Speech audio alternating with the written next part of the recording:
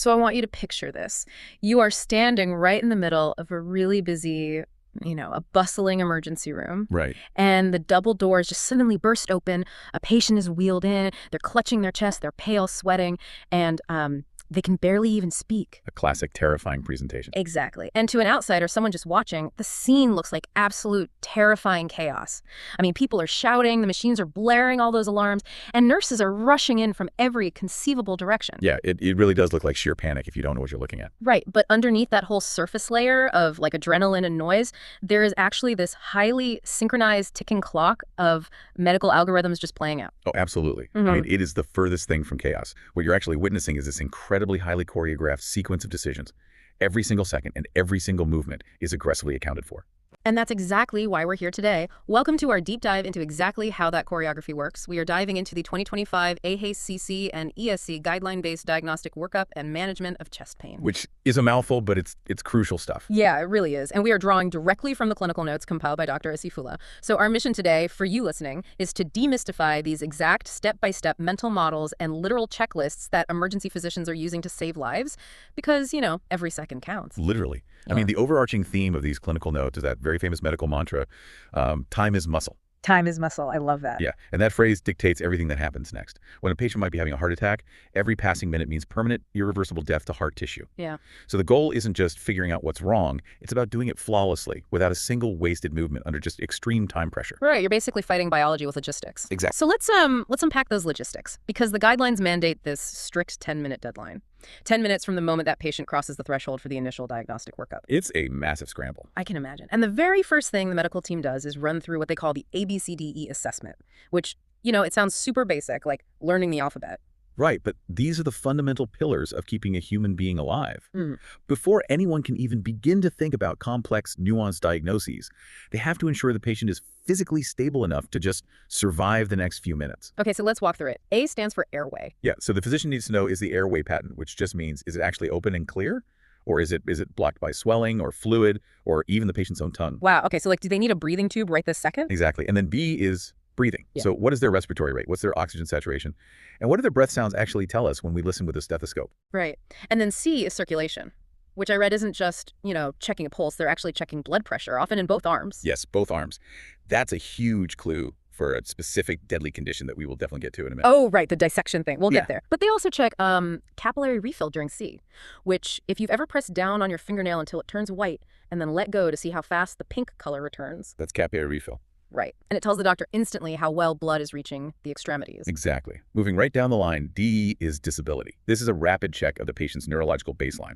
So their mental status, checking their pupils, and getting a super fast blood sugar reading. And finally, E, which is exposure. Yeah, the patient's clothing has to be removed. The physician needs to look for hidden physical clues, trauma, suspicious rashes, swollen legs that might indicate a blood clot, or even old surgical scars. Because the patient might be too sick to communicate their medical history, right? Exactly. The body has to tell the story. And all of that happens in seconds. And simultaneously, within that same first 10-minute window, a barrage of immediate orders is being executed.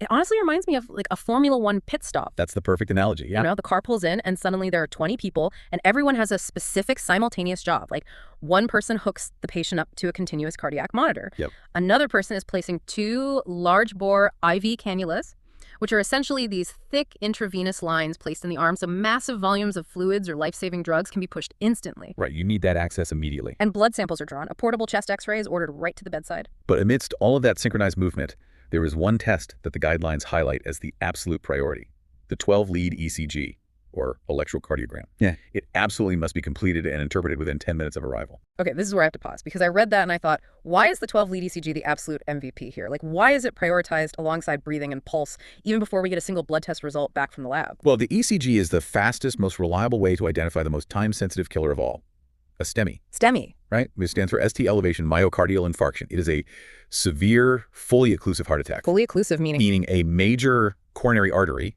one of the primary pipes feeding the heart muscle itself, is completely 100% blocked. Oh, wow. Okay. Yeah. So the 12-lead ECG involves placing 12 sensors on the patient's chest and limbs to map the electrical footprint of the heart from multiple angles. When a major artery is blocked, The electrical current of the heart actually changes shape. Really? The electricity changes? It distorts, and the ECG picks up that distortion almost instantly. Okay, that makes sense. And the source material has this massive bolded pearl here for physicians. It explicitly says you must never delay treating a clear STEMI while waiting for laboratory results to come back. Never. If the ECG shows that specific electrical distortion, you don't wait for the blood test to confirm it. You just don't. You don't wait for the chest x-ray to be read. You bypass the waiting game entirely. Because time is muscle? Because time is muscle. You prepare the patient for immediate reperfusion, which simply means getting the blood flowing again. We don't need secondary evidence when the primary evidence is, screaming at us. Right. Okay, so assuming the ECG doesn't show an obvious STEMI, what does this mean for the physician's mental state? Like, the patient is stabilized, the ABCDEs are done, the literal clock has started. Now what? Now the physician's brain has to rapidly cycle through the most legal possibilities. Right. And if you are listening and wondering how a doctor ensures they don't miss a killer condition in all this chaos, they rely on a very specific mental checklist. The guidelines actually call them the 6 deadly causes, and they're organized by this high-yield mnemonic: chest plus pulmonary embolism. Yeah, these are the conditions that will kill a patient in minutes or hours if missed. You have to actively interrogate the clinical data for these 6 threats before you can even casually entertain the idea that, oh, maybe the patient just has bad heartburn or pulled muscle. Right, no pulled muscles until we clear the deadly 6. So looking at these, they basically fall into 3 distinct categories in my mind. Let's start with the first category, the plumbing issues. Okay. We already touched on coronary syndrome, which is your classic heart attack presenting as, crushing pressure radiating to the jaw or the left arm. But another massive plumbing failure is T for thoracic aortic dissection. Yes. And a dissection is fundamentally different from a heart attack. The aorta is the main superhighway. It's the massive artery carrying high-pressure blood out of the heart to the rest of the body. Right. In a dissection, the inner lining of that vessel tears. Oh, God. Yeah, blood rushes into the tear and physically splits the layers of the vessel wall apart.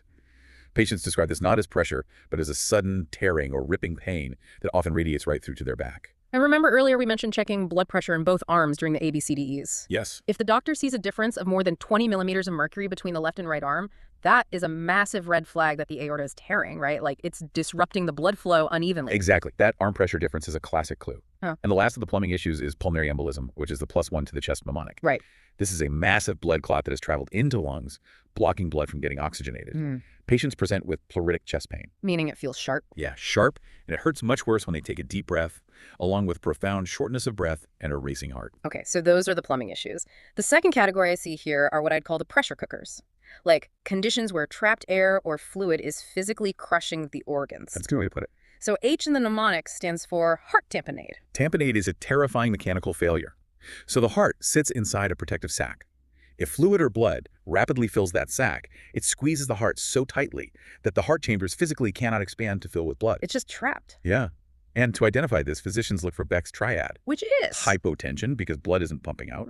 Bulging neck veins, because blood is backing up trying to get into the squeezed heart. And muffled heart sounds... Because they're listening through the fluid. Exactly. The doctor is literally listening to the heart through an insulating layer of trapped fluid. The immediate fix is sticking a long needle directly into the chest to drain that fluid. Wow. Okay. And the other pressure cooker is S for spontaneous or tension pneumothorax. Right. If you imagine blowing up a balloon inside a small, rigid box until it crushes everything else inside, that's a tension pneumothorax.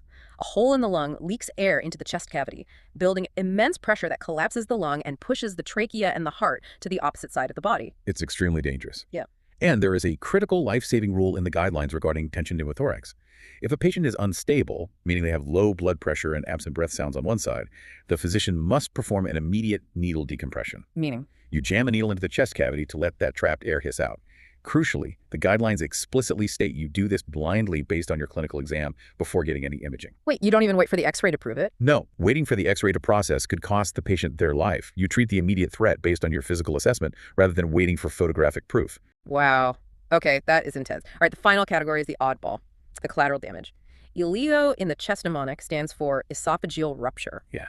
Now, coronary syndromes and collapsed lungs, that makes total sense in a chest pain emergency. But why is a gastrointestinal issue a torn esophagus sitting on the deadliest cardiovascular checklist? Well, think of the anatomy. The esophagus sits right in the middle of the chest cavity. It's intimately surrounded by the heart, the lungs, and major blood vessels. Oh, right. If it tears, which is often after violent vomiting or maybe an endoscopy procedure gone wrong, it is like a toxic chemical spill in the middle of a delicate engine compartment. Ugh. That paints a picture. Yeah, all the contents of the stomach, including harsh digestive acid, food particles, bacteria, it all spills directly into the sterile chest cavity. That sounds catastrophic. Triggers a massive, overwhelming inflammatory response and rapidly progressive septic shock. In terms of lethality, it is just as time-sensitive as a massive heart attack, and it requires emergency thoracic surgery. That is horrifying. Okay, so the physical exam is done, but listening to a chest and checking pulses only gets you so far. I imagine this is where the doctor has to pivot from being, an F1 mechanic to being a detective. Yes. To figure out which of these 6 killers is actually at play. They gather the patient's history using a highly structured interrogation method called OPQRST. Okay, let's break that down. Onset. Provoking or palliating factors. Yeah. Quality of the pain, radiation, severity on a scale of 1 to 10, and timing. This isn't just making casual conversation, This structured interrogation extracts the exact clues needed to differentiate a tearing aorta from a blocked artery. And while the doctor is playing detective with the OPQRST questions, the blood tests ordered in that first 10 minutes are being processed in the lab. Right. But here is where the science gets incredibly precise. The guidelines have very explicit rules about what tests you should and shouldn't use. For heart attacks, they mandate using high-sensitivity troponin tests. Yeah, to understand why this matters, we actually have to look at the mechanism of a dying heart cell. Okay. When heart muscle cells are starved of oxygen during a heart attack, they die. They burst open and they spill their contents into the bloodstream. One of those contents is a specific protein called troponin. Okay. High-sensitivity troponin tests act like an incredibly highly tuned smoke detector for this protein. The guidelines use specific 0-hour and 1-hour, or 0-hour and 2-hour algorithms. So they check it immediately and then wait exactly an hour. Exactly. By checking the blood the moment the patient arrives, and then exactly 1 hour later, doctors can watch the trajectory of that protein and rule in or rule out a heart attack incredibly fast. Just as important as what they use is what they discard, though. The notes explicitly state not to use the CKMB test routinely anymore. Right, it's just an outdated marker. But there is another major directive here that really caught my eye, and I honestly have to push back on it. The guidelines state, do not administer routine oxygen to normoxemic patients, meaning if their blood oxygen levels are normal, like above 90%, do not give them extra oxygen. Wait, if a patient comes in clutching their chest, possibly having a heart attack, wouldn't you always want to blast them with oxygen to help their dying heart muscle? Like, it feels completely counterintuitive to hold it back. It does feel counterintuitive. And for decades, the knee-jerk reaction in medicine was exactly that. Chest pain equals an oxygen mask. Exactly. But modern medicine is driven by rigorous evidence, not habit. Studies have definitively shown that giving excess oxygen to someone who doesn't actually need it causes vasoconstriction. Vasoconstriction, meaning it shrinks the vessels. Yes, it physically narrows the blood vessels throughout the body, including the coronary arteries feeding the heart.